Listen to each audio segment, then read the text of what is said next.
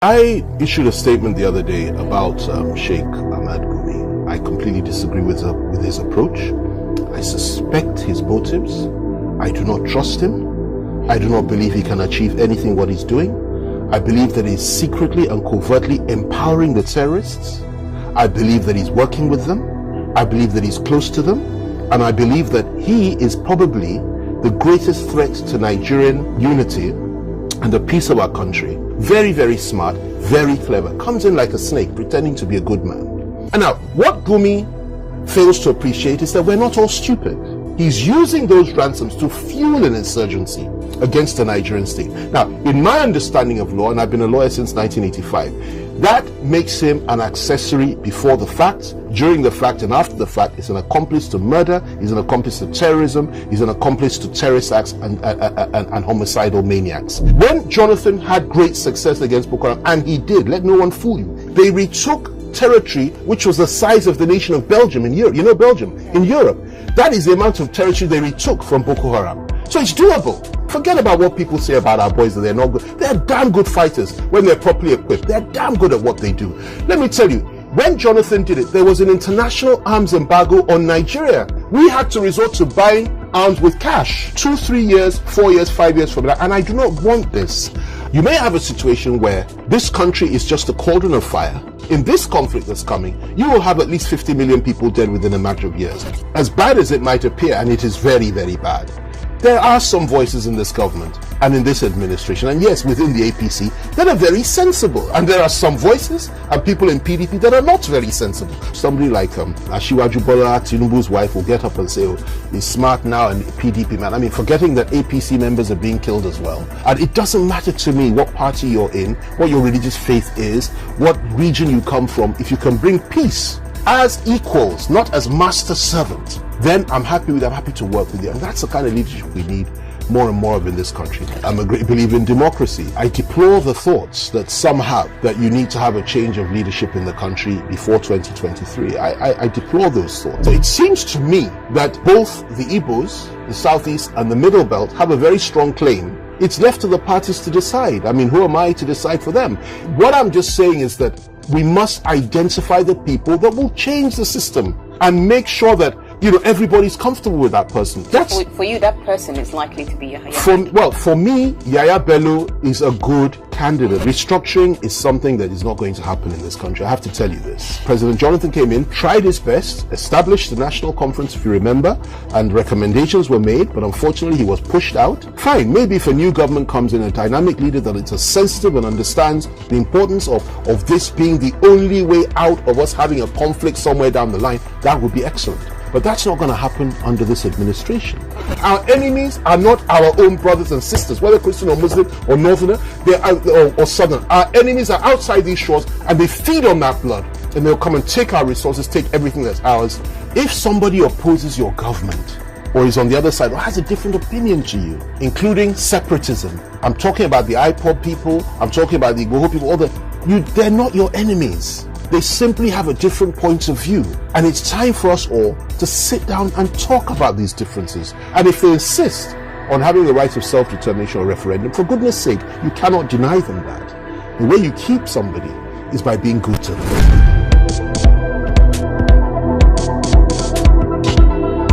I've been wondering how we got here. We're in a period where we are forced to negotiate with bandits just to live, where parents are forced to negotiate with people who inflict pain on them. That is in Nigeria today. So I'm just wondering, where do you think the government got it wrong in handling the challenge of security in Nigeria today? Well, I wouldn't focus my criticisms or analysis on just the government, because you know very well that I've been doing that for the last 5 years or so, quite effectively. And there's nothing I said as far back as 2015 that has not happened between that time and now. And for me, it's a source of sorrow that I was proved right. I don't relish that. But sadly, everything I said has come to pass. So there's no point in me rehashing all that now. The problem we have now is that, look, what are we going to do about what we have been dealt with? What I mean by that is a situation on the ground that we all have to face collectively. And what role can we all play? There's no question about it. that the president and the government has to do a lot more. People have lost confidence in the security situation in the country and in their handling of it. And that is a cause for concern. And I speak as somebody that's been in this politics for almost 30 years or so now. And it really is a cause for alarm. It's not about, party, I prefer this party or that party or north, south.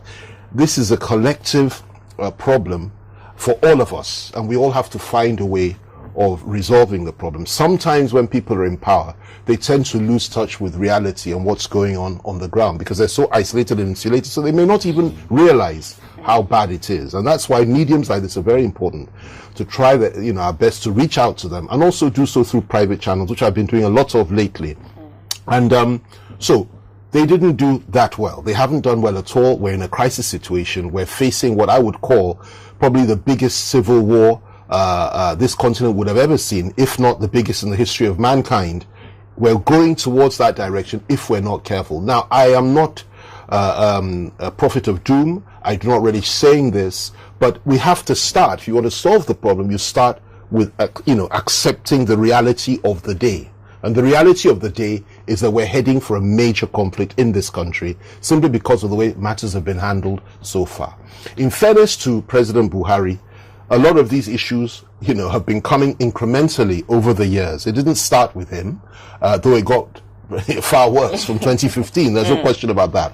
But it started a long time ago, where you have a situation whereby elements within the political class in this country espouse what I would consider to be Islamist values. Now, I'm not talking about Islamic values, because there's nothing wrong with Islamic values. We have tremendous respect for members of all faiths, Christians and Muslims alike. Even the traditionalists, they have a right to practice their faith. However, where you bring Islamist values, that Islamic fundamentalism values into governance in a secular state, it's bound to lead to problems. And that's where we have to start.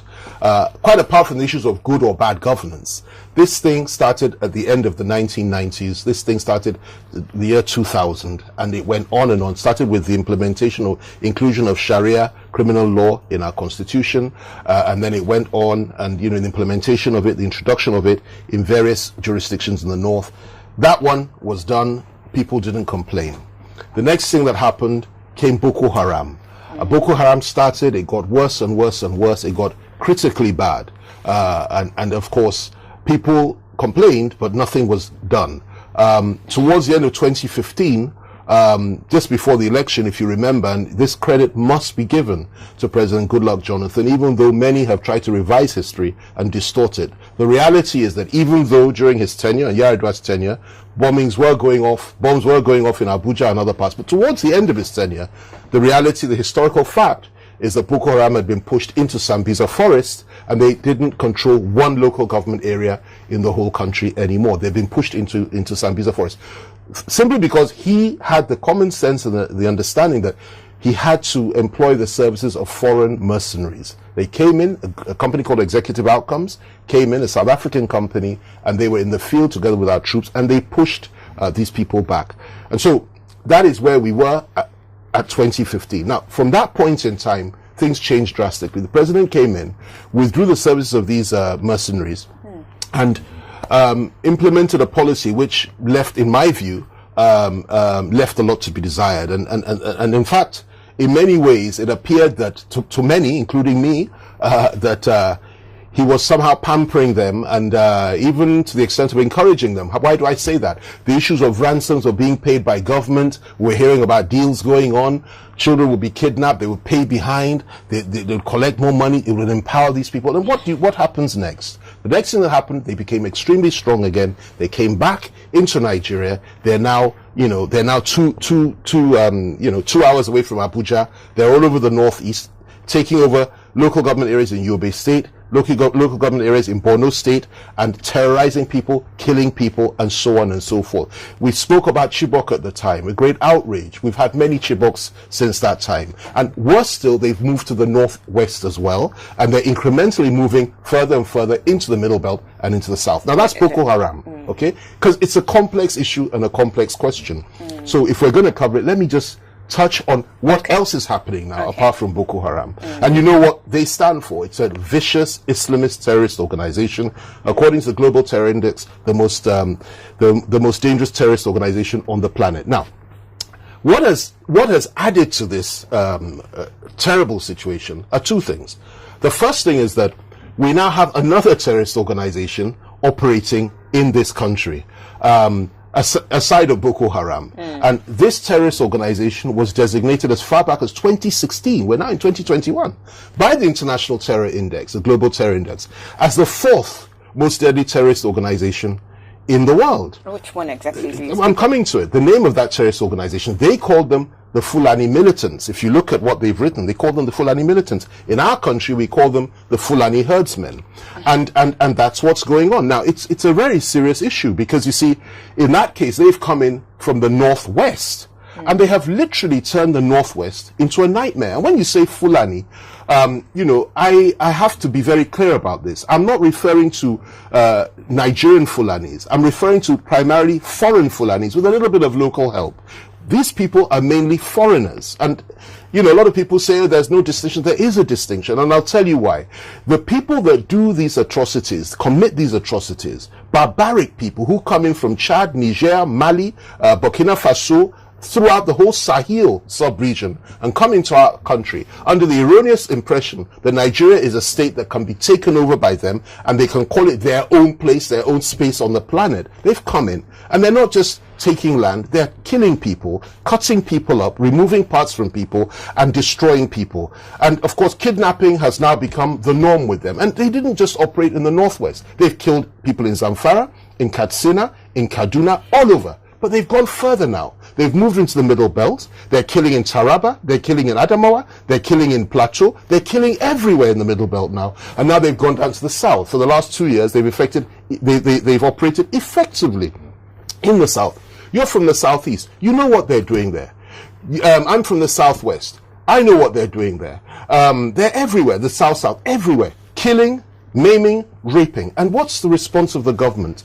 Literally next to nothing. If anything, when people complain, sometimes, I won't say every time, but sometimes government comes in to actually speak up for them and say, well, it's not quite that bad. If you like, give up your land. If you know you want to keep your life, give up your land to them. On other occasions, government has said, even if they come to your house to kill your whole family, don't resist them, don't fight them, simply sit down and pray. I won't mention the people that said this in government because we're all trying to build bridges these days. But the truth is that these are the things that have been said, sort of rhetoric that's coming. And what's the consequence of that? Today, you have the fourth most deadly terrorist organization in the world operating freely throughout our country. Northwest, Middle Belt in the south. And then you have the first most deadly terrorist organization operating freely throughout our country, primarily in the northeast, and they're also now in the northwest, they're also now in the north central, they're also now in the south. So, and let me tell you the most dangerous aspect of this. I mean, what I've said to you, you already know. Your viewers already know. People live it every day. Southwest has never had it like this. We are totally encircled in the southwest by these foreign Fulani herdsmen that kill our people every day. Now, this is not news. What is news is this, and this is my greatest fear, which is why I've tried my best to reach out to people, because people just don't see this coming, and I see it clearly.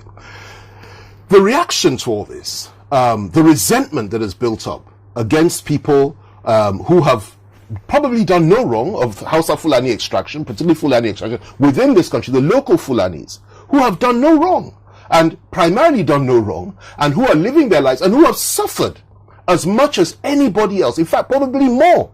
Because I know Zamfara very well. I know Sokoto very well. They are now being seen as the collective enemy of all Nigerians wrongly. So that's the problem of stereotyping. That is the problem of stereotyping. And this is the greatest danger, because you see, the reaction to that, once you start demonizing a whole people, even though they were not responsible for what you believe they're responsible, they're not part of it, okay? They are victims of it. Once you start doing that, the next thing, it translates into violence. And we've seen flashes of that in the southwest and in the south already, where people will say, listen, we are just not interested in these distinctions. There are people or Fulani extraction from outside our country, whether inside us or we don't care. They're killing our people, and therefore we have to defend ourselves simply because the government has not defended us from these people, which means government must be involved, every Hausa Fulani must be involved, and therefore they're now targeting Hausa Fulani people throughout the South and the Middle Belt. And I think that this is as dangerous and as unacceptable as our own people, that is Southerners, Middle Belters, and Fulanis and Hausas in the Northwest or wherever, being killed by those from outside the country. And that's why I'm telling you that we're entering an era where we as leaders have to be extremely careful what we say and what we do. It would be a very irresponsible leader that will simply react to the problem and say, listen, it's time for us all to get up and fight. Because if you do that, you're going to have a civil war. My own position has always been that people have the right to defend themselves from these foreign terrorist barbarians. But they have no right whatsoever to attack other Nigerians that are not a threat to them. And this is where every sensible leader has to be situated at this point in time. And also there's wisdom in us being careful.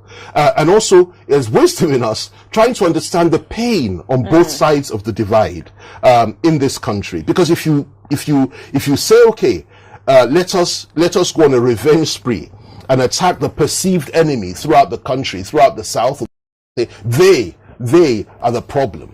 Once you do that, they will also retaliate. And what you have a degenerating situation which will end in a massive conflagration in this country, it is very important for all of us to try to be restrained, to be responsible, to identify the enemy and to deal with the enemy effectively. And this is where the government comes in. They must do this. Now, failing that, they don't do that, and this continues, it is only a matter of time before people take the law into their own hands and begin to react. And when that happens, there'll be a counter-reaction, and God forbid our country will go up in flames. And we have no other country to go to.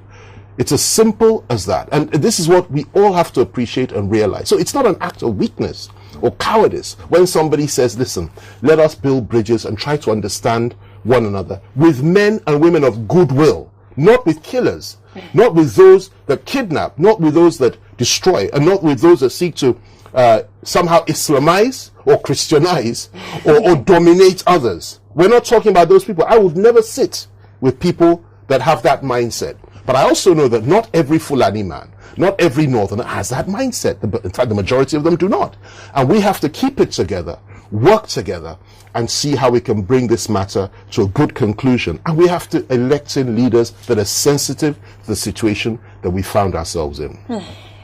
Yeah. Still on insecurity, everything that's going on, if I understood anything from part of what you've said here, is that the Fulanis that are inflicting this degree of pain in Nigeria are not actually Nigeria. Is this correct? Absolutely, and I can substantiate that. There's a man called Keu, who is from Kwara State. He's from Ilorin, I believe, who told us that in 2015 people were brought in from outside this country. Fulanis were brought in, bandits and killers and mercenaries. In fact, he described them as mercenaries to come and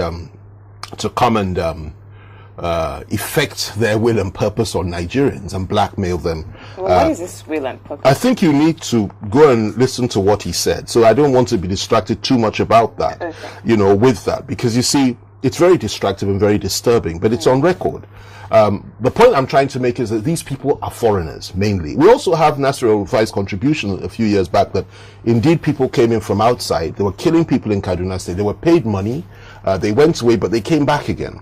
But basically, the bottom line is this. You have many foreigners in this country today, of Fulani extraction primarily, but they're not Nigerians, wreaking havoc on our people, killing Nigerian Fulanis, killing Nigerian Hausas, killing Yorubas, killing Igbos, killing everybody from everywhere, APC, PDP, everybody's a victim. And they are the enemy. Now, that is as regards the Fulani herdsmen, bandits, terrorists, killers, whatever you like to call them. And that's just one aspect of this very, very evil two-headed dragon. The other one is Boko Haram, which has an international component. As a matter of fact, they both do. We may not go into that today. They have an international component. There are foreign powers that are pushing this agenda. If you look at what happened in Iraq, you look at what happened in Afghanistan, you look at what happened in Libya, you look at what happened throughout the Middle East over the years. It's the same people. They will use vicious Islamist groups to enter into a country, destabilize the government, create a civil war, create panic, we're killing each other, then they will now come in and pick up the pieces. It's called chaos out of order. Out of chaos comes order. They now establish a new order in that country. And I believe that our country, the country that I describe as our fatherland, our motherland, Nigeria, is now subject to this kind of evil conspiracy from international powers. Who's funding Boko Haram? Who's funding the Fulani herdsmen? There's no way they could have gone this far had it not been for the fact that certain powers, and I'm talking about the greatest powers, I'm not talking about the medium powers, the greatest powers and their pawns in the Middle East are the ones behind this. You look at what happened in Syria. You know what happened in Syria. You know who was funding ISIS. You know who was funding ISIL. You know who was funding Al-Qaeda. Nigerians may not know, but I'm sure you know. And you know who stood up against them. If not for the Russians, Bashar al-Assad would have been toppled long ago. And you know who was funding ISIS and who was funding it. So, you see, it's a very complex situation. And it calls for understanding, it calls for restraint, it calls for all of us coming together as Nigerians, regardless of whatever differences we may have with one another, and try to fight off this foreign menace. Outside of all that, there is also another issue which I'll touch on, which is that we have differences amongst ourselves as a people. Now, those differences are pronounced, and the divide is very deep. Rightly, many people from the Southeast, for example, feel aggrieved. Rightly so, in my view, and I've argued it often. Yes. And therefore you have to deal with that situation. Many, particularly the younger ones, want to leave Nigeria completely. Now, how do you handle that? Do you crush them, as some would say, and kill all of them? I don't think so. You can't, even if you wanted to, you won't be able to do it. It's almost impossible. Right. So what you have to do, in my view, is discuss with them, negotiate with them, talk to them. Given the fact that they're not terrorists, they're simply saying they want a referendum to exercise their right of self-determination. If you want them to stay, you reach out to them in love and in peace, and you appeal to them. You don't say you'll crush them. So that's that issue. And of course, Nnamdi Kanu, eloquently has led that charge for his people in the southeast.